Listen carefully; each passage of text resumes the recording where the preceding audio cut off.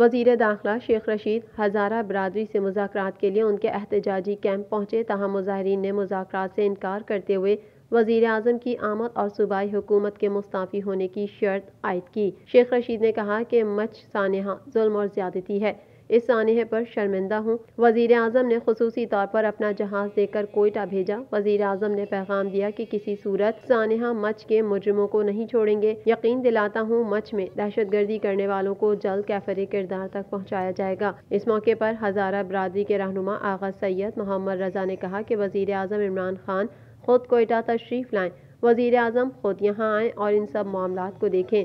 22 साल से हमारा मुतालबा है कि हमें जीने का हक मिलना चाहिए। थोड़ा सा भी गैरत और जुर्रत है बहस शमूल इस सिलेट वज़ीर आज़म और ये मुल्ला जो यहाँ बैठा हुआ है, ये वज़ीर आला बलूचिस्तान, ये इखलाकी तौर पे यहाँ पे आके इन शहदा के वाली वारिसों से मिल के वो मुस्तफ़ी हो जाए।